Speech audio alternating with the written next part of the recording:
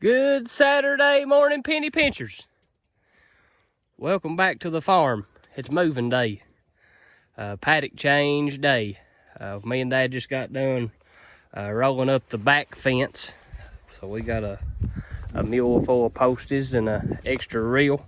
And guys, just another tidbit right there on the reels. If you got a side-by-side, a mule or whatever with a back rack, right there is the handiest little spot to put them reels, to have them up out of the way and not take up no room. That right there that's handy as a pocket on a shirt.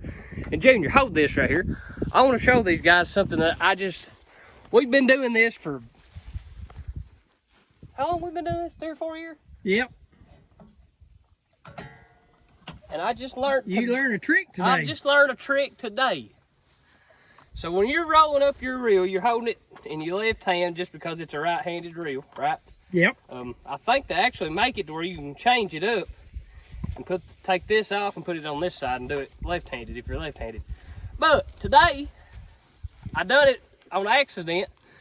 But and they make a device, I'm sure, for the small price of $50.99 or something. If you hook that right in behind your belt buckle, it'll hang there, and it's got all the weight on it. All you gotta do is just hold it up. All the weight is on your belt and not in your forearm. And you guys that's grazing know exactly what I'm talking about, because after you walk about 150 yards with a 20-pound spool in your hand, that forearm gets to burning. But so yeah, that was a tip that I learned today, and I wish that somebody would have shown me 3 years ago. It would have saved my forearm a whole lot. But yeah, that's what the purpose of our channel is, guys, is when what little bit we know, all the tips and tricks, we want to show it to you guys. So there's your free tip of the day. The girls is ready to rock and roll. They said it's hot, so they're gonna go to the shade. But guys, this, like I said, we're taking up the back fence. We just took up the back fence, and this is the paddock that we turned the girls into in our last video. And it's been just a little shy of 7 days, I think 5 or 6 days. But this right here, guys, this is what we're leaving behind, is what's going to be putting the money in our pocket this winter, in the form of saving on hay, in the form of not having to feed corn, all that stuff. If you come out here, if somebody didn't know what we was doing and they come out here and they said, why on earth are you moving your cows off this kind of forage? The very exact reason why is called winter stockpiling. Winter stockpiling, guys. We've told our plan to you guys in several different videos, but our plan is to not come back. You can kind of see our fence up right there. Our plan is to not come back on this side of the farm. It's pretty well cut in half, so it's probably right around 30 acres. We're going to be winter stockpiling 30 acres. So everything that you can see here, everything over here, down over the hill, and this big valley bottom right here, all the way to the wood lines across the way there. We're not coming back here, guys, until we absolutely have to. And by have to, I mean when the other side of the farm, when we get it grazed down so low that we'd have to start feeding hay.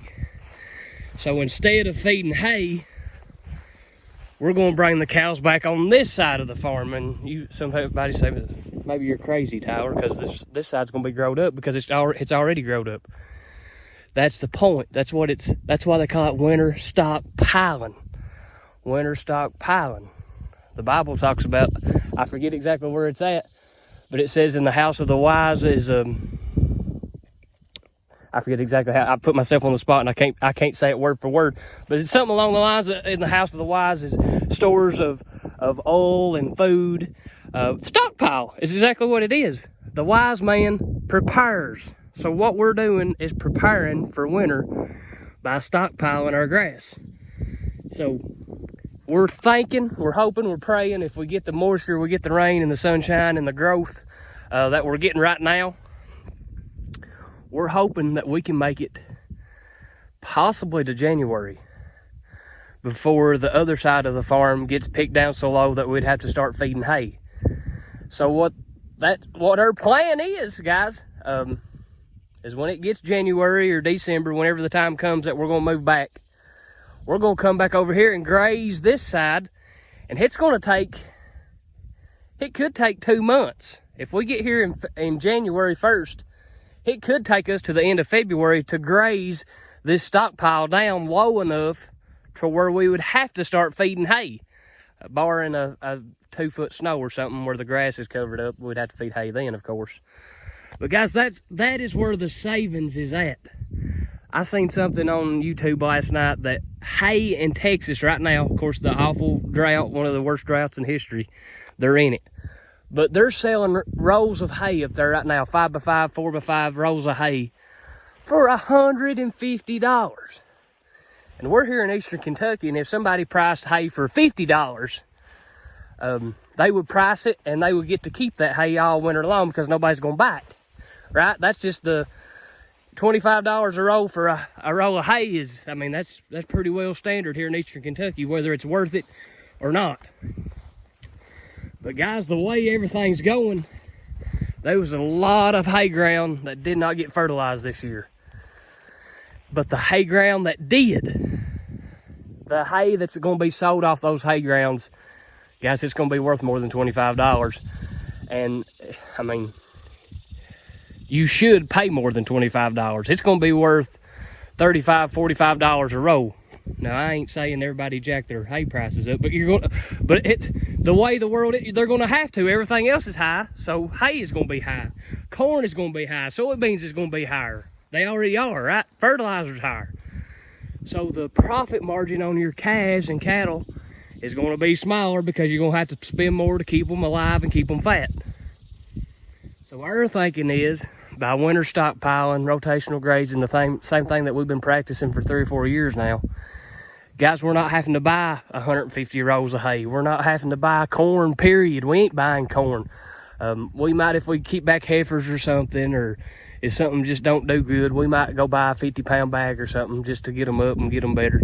We ain't gonna neglect them by no means.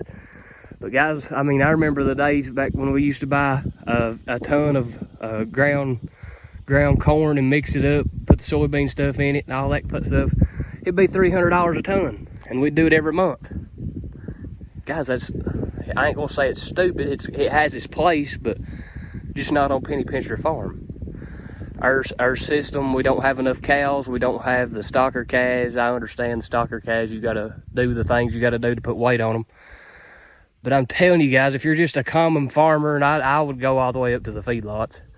But for common farmers like we have here in Eastern Kentucky and all over the United States, guys, this rotational grazing, this winter stockpiling, it's a money saver. It's a profit maker on your farm, guys. I would consider doing it very seriously. But guys, that's the end of that rant. We're fixing to move these girls. We was going to try to make it to the 1st of September, and we could if we wanted to push it, but we're not going to push it. We're just going to go ahead and start. We're going to send them over the hill there. That's going to be your next video get posted, so stay tuned for that. I'll let you guys see us move the cows and see what they're going into. This side of the farm is going into at least 30 days rest, and some of it's been longer than that. So we're going to be going into some pretty good forage, and we'll talk more in the next video about how we're going to preserve and prolong that forage as long as we possibly can, guys. It's management. If you don't have management on your farm, you're giving money away, guys. You're losing money. You're not making it. All right, Junior. The only reason everybody watched this video wouldn't want to learn about rotational grazing or nothing like that. They seen the title, right? That's right. They just want to see our new tractor. Well, guys, I'm sorry to disappoint, but this is just a little test. We ain't got a new tractor. We don't plan on getting a new tractor. We don't need a tractor except a bush hog. So our 70 model Ford 4600, it'll do the job till we get to needing a new tractor. But guys, you don't need a tractor when you're doing this. I mean, yeah, you got a bush hog, but if you ain't got a tractor, you don't have to go buy a tractor to bush hog. You can pay somebody to bush hog. But yeah, just a sight, guys. Sorry, didn't mean to fib to nobody. But like I said, this is a social test to see what kind of views this video gets compared to the others. So sorry guys if you're disappointed. No tractor for us at Penny Pincher Farm. Let the grass grow, give God the glory, and Junior says, good day.